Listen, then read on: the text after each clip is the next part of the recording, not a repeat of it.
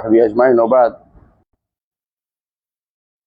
নবী সাল্লাল্লাহু আলাইহি ওয়াসাল্লাম সফওয়ান ইবনে আসাল রাদিয়াল্লাহু আনহুকে যেটা বলেছিলেন আমি তোমাদেরকে সেটাই বলবো, মারহাবা বিতালিবিল ইলম, মারহাবাম বিতালিবিল ইলম। কেন বলেছিলেন? তিনি জিজ্ঞাসা করেছেন মান জা বিকা, মা জা বিকা, তোমাকে কে নিয়ে আসছে, কিসে নিয়ে আসছো তোমাকে এখানে? বলছি জিতু আতলুবুল ইলম, আমি আসছি ইলম অর্জন করতে। রাসূলুল্লাহ সাল্লাল্লাহু আলাইহি ওয়াসাল্লাম বলেছিলেন মারহাবাম বিতালিবিল ইলম, তালিবে ইলম যারা তাদের জন্য মারহাবা। মারহাবা মানে প্রশস্ত করে দিয়েছি অন্তরকে। রাহাবা শব্দের অর্থ হলো প্রশস্ত করা। যেমন রাহাবা ইউরাহিবু তারহিবান, রাহাবা শব্দের অর্থ কোনো কিছু প্রশস্ত করে দেয়া, সংকীর্ণকে বড় করে দেয়া। তো মনটাকে খুলে দিলাম তোমাদের জন্য, যদি তোমরা ইলম অর্জন করতে চাও।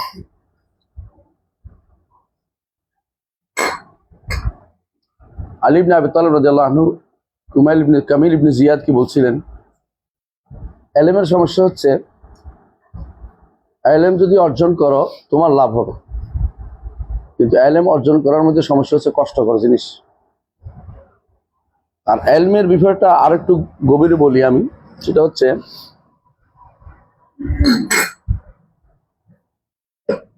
ইলম বলতে কাকে বোঝায়, ইলম কোনটাকে বোঝায়? ইলম শুধু সেই বিদ্যাকে বুঝে ইলম বলা হয়, যেটা আমরা ইলম যেটা আরবিতে, যেটার ফজিলত বর্ণিত হয়েছে। যত ফজিলত বর্ণিত হয়েছে, যত কোরআন এবং হাদিসে যতগুলি ফজিলত বর্ণিত হয়েছে সবগুলি দ্বীনি ইলমের জন্য। দ্বীনের ইলম, দ্বীনের ইলম, এবং দ্বীনের ইলমের উৎস হচ্ছে কোরআন এবং সুন্নাহ। দ্বীনের ইলমের উৎস হচ্ছে কোরআন এবং সুন্নাহ। সুতরাং যেই ইলম কোরআন এবং সুন্নাহ থেকে আসবে না, সেই ইলমে কোনো ফজিলত নেই, কোনো ফজিলত নেই। যদি এমন হয় যে কোরআন এবং সুন্নাহর জন্য দরকার হয়, তাহলে সেটাও আছে ফজিলত। যেমন আমরা আরবি শিক্ষা শিখাই, কেন? কোরআন এবং হাদিসের জন্য দরকার, কোরআন এবং সুন্নাহর জন্য দরকার। এটা হচ্ছে বলতে পারো আলা যন্ত্র, বা এটার মাধ্যমে তোমার কোরআন হাদিস বুঝতে হবে, এটা নইলে বোঝা যায় না। ইবনে তাইমিয়া রাহমাতুল্লাহ আলাইহি এই জন্য বলতেন যে আরবি ভাষা জ্ঞান থাকা ফরজ আইন, এই হিসাবে মালা ইতিমুল ওয়াজিব ইল্লা ফাহুয়া ওয়াজিব। এজন্য তিনি বলতেন আরবি ভাষা জানাটা ফরজ আইন। আসলে কিছু তো জানা ফরজ আইন, কোনো সন্দেহ নেই। যা না হলে সালাত হয় না, তা তো ফরজ আইন। যা না হলে ব্যক্তি কখনো কখনো ফরজ আইনে পতিত হয়। যারা যিনি ফিজিক্স পড়ছে, যে ফিজিক্স পড়ে আসছে, সেই সময় তার জন্য ফরজ আইন ছিল না, এখন তার জন্য ফরজ আইন আছে। এখন যেহেতু হাদিস পড়বে, তাহলে সময়ের কারণে কখনো কখনো কোনো কোনো ফরজে কি হয়, ফরজ আইন হয়ে যায়। ধরো কোন লোক মারা গেছে, তাকে জানাজা দেয়া সবার উপরে ফরজে কিফায়া, কিন্তু যারা সেখানে উপস্থিত আছে তাদের জন্য ফরজ আইন, ফরজ আইন। সেই হিসাবে ইলম যেহেতু কোরআন এবং সুন্নাহ বেসড, আপনাকে আরবি শিখতে হবে, আপনাকে কোরআন এবং সুন্নাহ পড়ার জন্য পরিপূর্ণ চেষ্টা চালিয়ে যেতে হবে।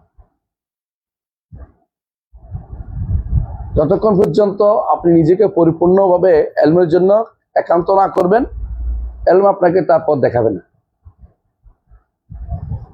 যত বেশি ইলমের প্রতি ঝুঁকবেন, তত বেশি সে আপনাকে নতুন নতুন পথ দেখিয়ে দেবে। ওয়াল্লাযীনা জাহাদু ফীনা লানাহদিয়ান্নাহুম সুবুলানা। আপনি এই পথে চেষ্টা চালাইলে আল্লাহ আপনার জন্য পথ উন্মুক্ত করে দিবেন। আর যদি শুধু ইলম, ওই ইলমের মধ্যে আফাত হচ্ছে, বড় হচ্ছে তালাবুদ দুনিয়া। ইলম অর্জন করে দুনিয়া পেতে চান আপনি, এটা হচ্ছে আপনি দিনও হারাবেন, দুনিয়াও হারাবেন। আপনি কোথায় যাবেন এটা আপনি জানেন না, আল্লাহ জানেন। আপনি কোথায় পৌঁছবেন, আল্লাহ আপনাকে সেখানে পৌঁছে দেবেন। বুঝছেন কিনা? কোনো ব্যক্তি জানে না ভবিষ্যতে কি হবে কেউ কি জানে? অনেক কিছু চিন্তা ভাবনা করে কিন্তু হয়ে যায় আরেকটা। এই যে ফিজিক্স ছোটকালে চিন্তা করছে যে একটা বড় একটা প্রফেসর হবে, তারা আল্লাহ ঘুরিয়ে দিছে এদিকে, কি পরিবর্তন হয়েছে না? মানে তার চিন্তা চেতনা পরিবর্তন করে দিছে আল্লাহ। আল্লাহ তারা পরিবর্তন করে দিতে পারেন যে কোনো সময়। এই জন্য আপনি নিজের উপরে কি করব, কি এটা করবো এটা করবো বলেন না। আল্লাহ যা আমার জন্য মঞ্জুর করেছে সেটাকে আমি গুরুত্বের সাথে নিব, আমি চেষ্টা করবো আল্লাহর পথে চলতে। এটা যদি আপনি করতে পারেন আপনার লাভ বেশি। আপনার চলাফেরা উঠা বসা পুরোটাই সবের কাজ হবে। আল্লাহ সন্তুষ্টির মধ্যে আপনি বিচরণ করবেন। ফেরেশতারা আপনার জন্য ডানা বিছিয়ে দিবে, মাছ আপনার জন্য দোয়া করবে, পিঁপড়াও আপনার জন্য ইস্তেগফার করবে, এবং ফেরেশতারা আপনার মজলিসে হাজির হবে। ফেরেশতারা আপনার মজলিসে হাজির হবে। ফেরেশতারা আপনার মজলিসে হাজির হবে। আল্লাহ তাআলা আকাশে আসমানের উপরে ফেরেশতাদের কাছে আমাদের কথা আলোচনা করবেন। আপনি এইটাই সুযোগটা হাতছাড়া করেন না। তালেবে ইলম হয়ে মরতে পারলে আপনার লাভ আছে, কারণ আপনি ফি সাবিলিল্লাহ মারা যাচ্ছেন। ওয়াযাকা ফি যাতিল ইলাহি ওয়া ইন ইয়াশা ইউবারাক ফি আওসাল শিলমি মুসাই লাস্তু উবালি হিনা উক্তালু মুসলিমান আলা আইয়ি শাক্কিন কানা লিল্লাহি মাসরাই ওয়াযাকা ফি যাতিল ইলাহি ওয়ালাউ শাআ ওয়াযাকা ফি যাতিল ইলাহি, অর্থাৎ আল্লাহর জন্য কাজটা হচ্ছে তা। ওয়া ইন ইয়াশা ইউবারাক ফি আওসাল শিলমি মুসাই। কবিতাটা কে বলছিল মনে আছে? খুবাইব রাদিয়াল্লাহু আনহু যখন তাকে ধরে নিয়ে গিয়েছিল, কিভাবে নিচে জানেন তো? আয়েশা বলছে যে আমাদের কিছু টিচার দেন, আমরা তো পড়বো। ওনারা বের হয়েছে কিন্তু টিচার তো পড়তে যায় না, আসলে ওদেরকে ধোকা দিয়ে নিয়ে গেছে। তো সবাই যেটাই করুক না, এই দুইজন ধরা পড়ছে, খুবাইব এবং আরেকজন, খুবাইব ইবনে আদি রাদিয়াল্লাহু আনহু আরেকজন। এই খুবাইব ইবনে আদি রাদিয়াল্লাহু আনহুকে যখন হত্যা করা হচ্ছে তখনকার সময় এই কবিতাটা তিনি বলছেন, আমাকে ক্যাবলামুখী করে দাও। ক্যাবলামুখী করা যাবে না। তখন বলছেন আমি কোন পাশে পড়ছি এটা বড় কথা না, আমি তো আল্লাহর জন্য মারা যাচ্ছি। দয়া করে নিয়তটা খালেজ করে ফেলেন, আমি আল্লাহর জন্য শিখবো, আমি হক নিব, হক বুঝবো, হক নিব। আর বেশি বেশি করে দোয়া করবেন। কি দোয়া করবেন? আল্লাহুম্মা রাব্বা জিবরিল ওয়া মিকাল ফাতিরিস সামাওয়াতি ওয়াল আরদ আলিমুল গায়বি ওয়াশ শাহাদা আনতা তাহকুমু বাইনাহুম ফীমা কানূ ইখতালিফুন ইহদিনি বিল হাক্কি বিইজনিক ইন্নাকা তাহদি মান তাশাউ ইলা সিরাতিল মুস্তাকিম। রাসূলুল্লাহ সাল্লাল্লাহু আলাইহি ওয়াসাল্লাম পর্যন্ত এই দোয়া করতেন না? রাসূলুল্লাহ সাল্লাল্লাহু আলাইহি ওয়াসাল্লাম এই দোয়া করতেন। এটা হলো হেদায়েতের জন্য এই দোয়াটা প্রত্যেকের জরুরি। অনেকে হয়তো মুখস্থ করে আমরা বসে যে আমি হকের উপর আছি। আত্মপ্রবঞ্চনা খুবই খারাপ জিনিস। আমি এটা জানি, ওইটা জানি, ওইটা জানি, উনি জানা, এটা না। জানার জন্য উৎসুক থাকতে হবে। হতে পারে তিনি যা জানেন আমি যা জানি, হয়তো এমন তথ্য আসবে যে তথ্য আমি আসলে জানি না। এটা অবশ্যই রাখবেন, যেটা গরুর আর কি, এলমের একটা গরুর। এর মধ্যে যদি আল্লাহ কোনো কাজে লাগায়, মনে করবেন যে আল্লাহ লাগাইছে এটা আমার, বুঝছেন কিনা? এর চেয়ে নেয়ামত বড় কিছু না, বিশ্বাস করেন। যদি আপনি সারাটা জীবন এলমের মধ্যে লেগে থাকতে পারেন, আর যদি আল্লাহ কোনো কাজে লাগিয়ে দেয়, বলেন যে আল্লাহ লাগাইছে, আমি এটার মধ্যে থেকে এলম অর্জন করব, কোনো সমস্যা নেই। যতটুকু সময় পান ততটুকু আপনি কোরআন, সুন্নাহ এবং সলফে সালেহিনের কিতাব পড়বেন। সলফে সালেহিন কারা তো বুঝছেন? কারা?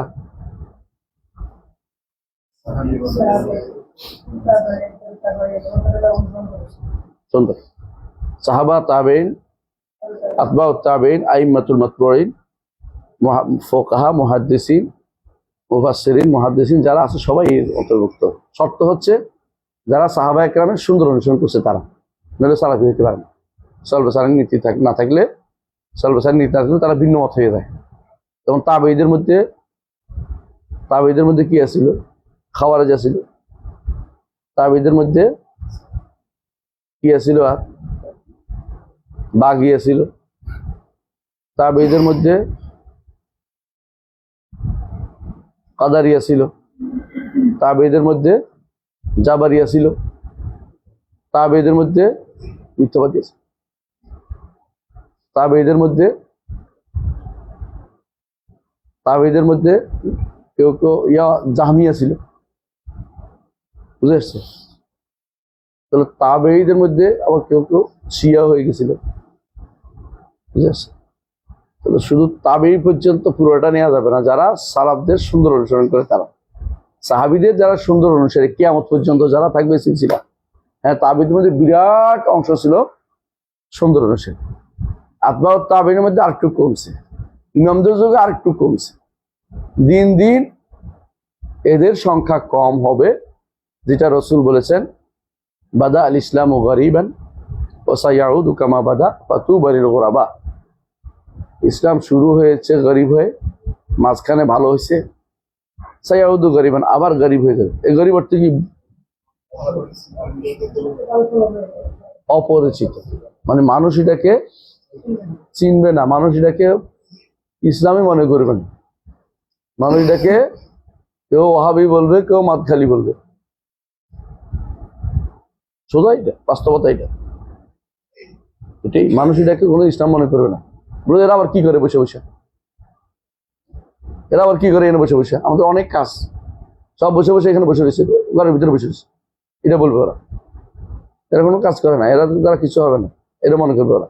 অথচ এটাই গরিব এরা, কারণ এরা বসে বসে কারো কিছু বলে না। এরা বসে বসে কার কথা বলে? কাল আল্লাহু ওয়া কাল রাসূল ওয়া কাল আইম্মা ফুলান ও ফুলান, হাদাসানা ফুলান ও ফুলান, অথবা قال ইমাম আবু হানিফা রাহিমাহুল্লাহ, ওয়াল ইমাম শাফিঈ, ওয়াল ইমাম মালিক, ওয়াল ইমাম আহমদ, ওয়াল ইমাম আয-যুহরি, ওয়াল ইমাম আশ-শা'বি।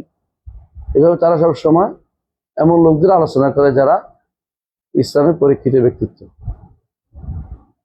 এরা সবচেয়ে বেশি নিবেদিত প্রাণ কাজ করে। নিবেদিত প্রাণ কে করে? এখলাস। কিন্তু শুধু এখলাস তো কাজ হবে না। এখলাসে কি লাগবে? আমলটাও শুদ্ধ হইতে হয়। এখলাসের সাথে আমলটাও শুদ্ধ হইতে হয়, কাজটাও শুদ্ধ হইতে হয়। এখলাস বুঝেননি? মন থেকে কোনো কাজটা, একেবারে নাস্তিকও এখলাস আছে। সে এখলাসটা কিসের জন্য? নাস্তিকবাদের জন্য। বুঝেন নাই? শিয়া যারা, তারাও শিয়াবাদের জন্য মুখলিস। কিন্তু এখলাস যতক্ষণ পর্যন্ত কিসের উপরে প্রতিষ্ঠিত না হবে? আমলে সালেহের উপরে প্রতিষ্ঠিত না হবে, সে এখলাসের কোনো মূল্য নাই। অর্থাৎ এখলাস করতে হবে আল্লাহর জন্য, কিন্তু এটার সাথে আমলে সালেহটা থাকতে হবে। যে কাজটা যদি এখলাস করতেছে, এটা আল্লাহ রাসূল অনুমোদিত হইতে হবে। বুঝছেন? সুতরাং আপনি যেটাই করেন না কেন, আপনারা এখানে পড়তে আসছেন, আমি আপনাদের কাছে অনুরোধ জানাবো, শুধু পড়া আর পড়া আপনাদের কাছে। যে সময়টা ইউনিভার্সিটির বাইরে আপনি থাকবেন, আসতে যাইতে পড়বেন। কথা বুঝছেন? ইউনিভার্সিটির ভিতরে আপনাদেরকে কি পড়াবে এটা আমি অগ্রিম বলবো না, আপনারা বুঝতে পারবেন ধীরে ধীরে। শুধু পরীক্ষা নিয়ে আপনাদের ব্যস্ত থাকতে হবে সারাদিন। আর আপনাদের স্যাররা আপনাদেরকে সবসময় কেবল বড় বড় হুপ দেখাবে। বিসিএস এর বুঝতে হবে সব, তুমি বিসিএস দিবা। আপনাদের মতো সাহসী ব্যক্তি থাকা দরকার যে আমরা বিসিএস দিব না, আমি আলেম হতে চাই। আমার রোজগারের চিন্তা করতে হবে না। বহু মানুষ রোজগারের চিন্তা না করে আল্লাহ রিজিকের ব্যবস্থা করে। মানুষ এবং পিঁপড়া ছাড়া কেউ খাবার জোগাড় করে রাখে না। মানুষ এবং পিঁপড়া, বুঝছেন তো? এই দুইটা ছাড়া কেউ খাবার জোগাড় করে রাখে না। সবাই আজকের খাই, আজকে শেষ, কালকে আবার চিন্তা করবে। আমরা আল্লাহর ভরসা খুব বেশি কম। এই জন্য যত বেশি পারি আমরা কি করি? হ্যাঁ, জমানোর চিন্তা করি, কি করে না করে। আর আমরা খুশি হই কেউ যদি আমাদেরকে একটা হুপ দেয় যে তুমি এই তো বিসিএস হয়ে গেছো। কিন্তু আপনি চিন্তা করেন তো, আপনাদের এই হাদিস থেকে বা কোরআন থেকে বা দাওয়া থেকে বা এই আরবি সাহিত্য থেকে কত % বিসিএস পায়? শতকরা কয়জন? 2 3 মানুষগুলো নষ্ট করে লাভটা কি হলো? আপনাদের স্যাররা যে নষ্ট করে, দুর্ভাগ্য স্যারদের। যে সমস্ত স্যার আপনাদেরকে বিসিএস এর রূপ দেখায়, তারা আসলে নিজেরা ইসলাম বুঝে না। কারণ আপনার ইলমটা শারঈ ইলম। রাসূলুল্লাহ সাল্লাল্লাহু আলাইহি ওয়াসাল্লাম বলেছেন, মান তালাবা ইলমান ইউবতাগা বিহি ওয়াজহাল্লাহ, যে ব্যক্তি এমন কোন ইলম অর্জন করবে যেটা দিয়ে আল্লাহর চেহারা উদ্দেশ্য হবে। ওয়াজহ তো চেহারা না, জান্নাতে আল্লাহর চেহারা দেখবেন, উদ্দেশ্যে আপনি ইলম অর্জন করছেন।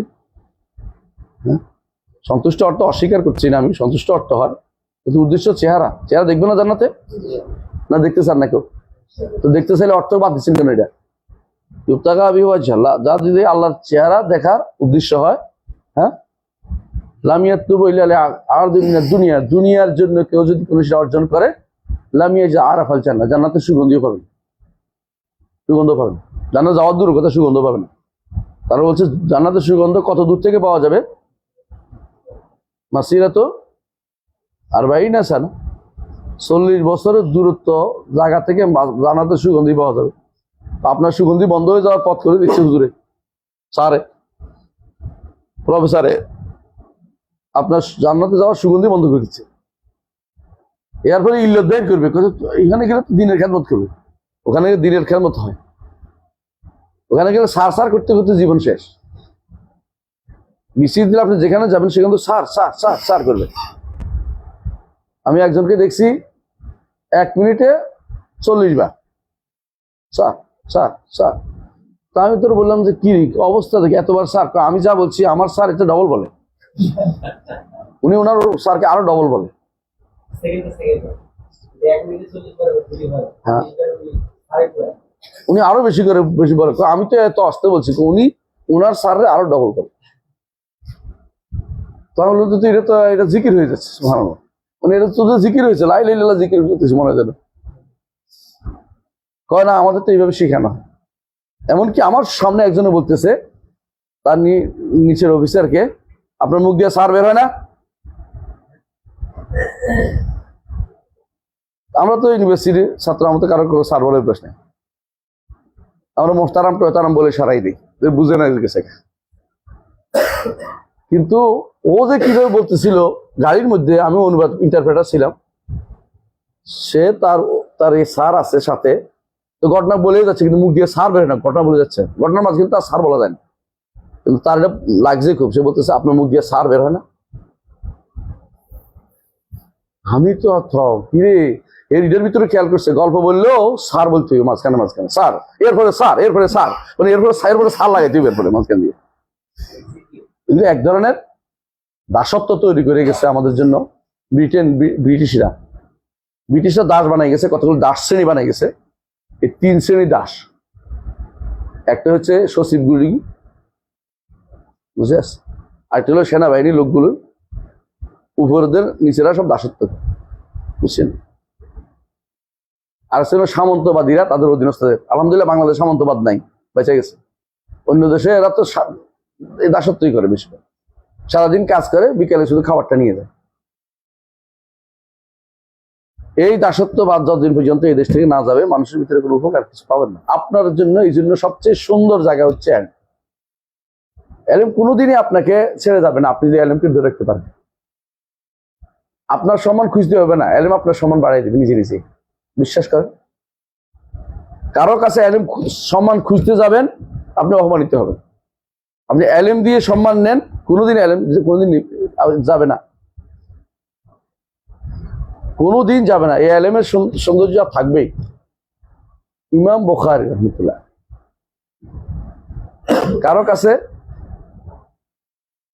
কারো কাছে সম্মানের জন্য যায় নাই, তার সম্মান কালে কালে আছে। আবু হানিফা রাহমাতুল্লাহ আলাইহি সম্মান দিতে চেয়েছে খলিফা, নেয় নাই, তার সম্মান কালে কালেই থাকবে। ইমাম মালিক রহমতুল্লাহ আলাইহি সম্মান দিতে চাইছে, খলিফারা নেয় নাই, বলছে না মানুষ তো বিভিন্ন জায়গায় গেছে, আমারটারে বাধ্য করে, মানে কি করছিল খলিফা বলছিল যে আপনার বইটাকে মানুষকে পড়তে বাধ্য করে দেবো। না না, মানুষ আমাদের বাধ্য করেন না। আর আমরা হলে খুশিও করতাম যে বিশাল ব্যাপার, শুরু করে দেন, আমি আসি, রোলতাল আমি পিছনে আছি। উনি বুঝছে যে এটা দিয়ে আমাদের সে কবজা করতে চায়, তো কবজা করার সুযোগ দিব না আমি। তো বলে দিয়েছেন কি না, আমার কিতাব ছাড়া বহুত ইলমে হাদিসের বহুত কিতাব লেখা হয়ে গেছে, আমার এটাকে কাবাতে লটকানোর দরকার নেই। সমান আল্লাহর কাছে হয়েছে, যেগুলি আল্লাহ ছাড়া অন্য কারোর জন্য হয়েছে এগুলি থাকে নাই, শুধু ওনার মতটাই রয়েছে, আর মতটা একটাও নেই। মতটা অনেকেই লিখছে, যখন ইমাম মালিক মুয়াত্তা লিখছে অনেকেই মুয়াত্তা লিখছে, কি জন্য যে ওইটার মতো করে, কিন্তু মুয়াত্তা বলতে এখন একটাই বুঝে, এটা কোনটা? মালিকের মুয়াত্তা, কারণ তিনি আল্লাহর জন্য লিখছেন এবং তিনি বলেও দিয়েছেন যেটা আল্লাহর জন্য এটা থাকবে, ওইটাই হয়েছে। মালিকের এটার অনেক কপি হয়েছে, মালিকের অনেক ছাত্র এটা বিভিন্ন নামে হয়েছে, কিন্তু মুয়াত্তা মালিকেরটাই হয়েছে, আর কোনো মুয়াত্তা এখন নাই।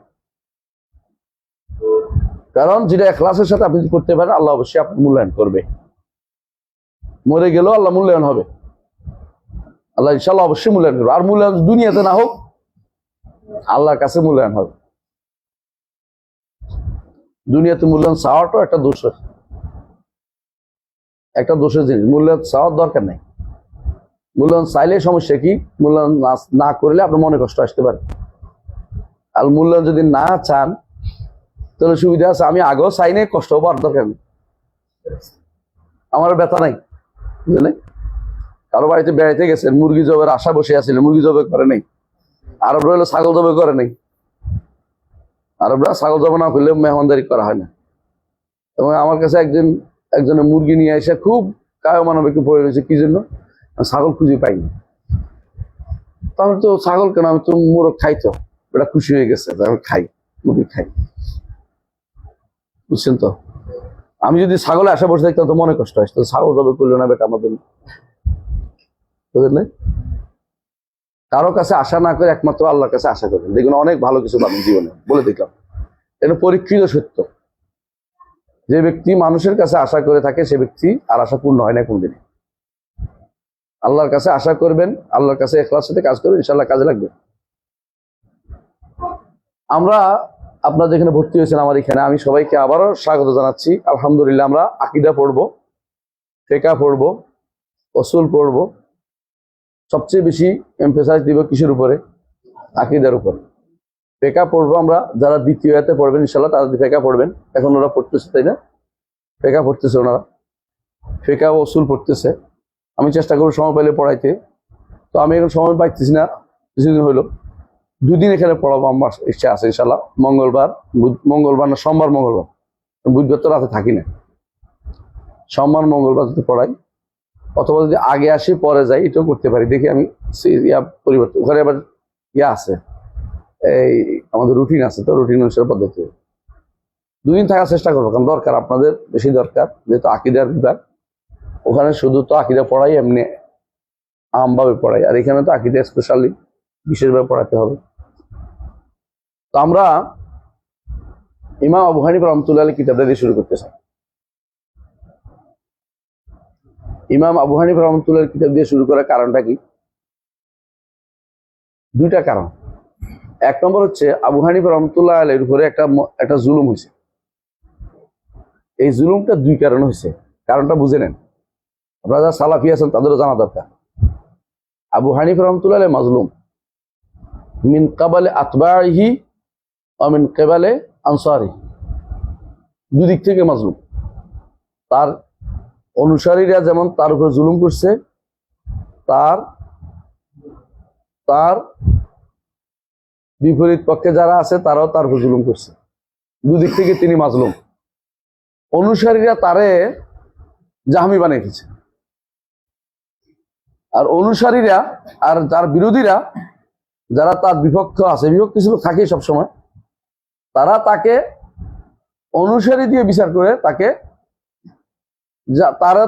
তাকে জাহমি বানিয়ে দিয়েছে। কথা কি বুঝতে পারছে? আপনি দেখবেন এটা একেবারে বাস্তব কথা। এটা এই জন্য দেখবেন সুন্নাহর কিতাবগুলোতে, যেমন আস-সুন্নাহ আব্দুল্লাহ ইবনে আহমদ, অনুরূপভাবে খতিব আল বাগদাদি তার তারিখে বাগদাদের মধ্যে, অনুবাদ ইবনে আবি শাইবা রাহিমাহুল্লাহ তার রাদ্দ আলা আবি হানিফা কিতাবের মধ্যে, এরকম আরো অনেকেই তার বিরুদ্ধে ভালো বই লিখছে, কম লেখে নাই, অনেক বই লিখছে তার বিরুদ্ধে, লিখছে সরাসরি। কিন্তু আসলে এগুলি সবগুলি তার বিরুদ্ধে লেখা অর্থ হচ্ছে তার অনুসারীদের বিরুদ্ধে। কারণ হচ্ছে তিনি এগুলি অনেকগুলি বলেন নাই, তার অনুসারীরা করতো বলে ধরা হয়েছে যে এগুলি তারই বক্তব্য। কিন্তু বাস্তবতা হচ্ছে তিনি এগুলো অনেকগুলি থেকে মুক্ত, যেটা আমরা পরে বুঝবো ইনশাআল্লাহ। তার অনুসারীরা তার উপর জুলুম করেছে অন্য দিক থেকে, কিরকম? তার বক্তব্যকে বিকৃত করেছে এবং তার বক্তব্যকেও তাদের মতর মানিয়ে নিছে। কারণ আবু হানিফা রাহমাতুল্লাহ অনুসারীরা দুর্ভাগ্যবশত তারা বেশিরভাগই ছিল মুতাজিলা, তারা বেশিরভাগই মুতাজিলা ছিল। আশ্চর্য হচ্ছেন না তো? মুতাজিলা ছিল। জামাখশারীর নাম শুনছেন? জামাখশারী হানাফি ছিল না, মুতাজিলা ছিল। কারখির নাম শুনছেন? কারখি, উসুলে কারখি, বিখ্যাত উসুল লেখক কারখি, তিনি মুতাজিলা ছিলেন, কিন্তু মাযহাবের দিক থেকে হানাফি মাযহাব মানতেন। ইবনে আবি দুয়াদের নাম শুনছেন? শোনেন নাই? ইমাম আহমদকে যিনি যে প্রধান বিচারপতি পিটাইছে, ওনার আহমদ ইবনে আবি দুয়াদ,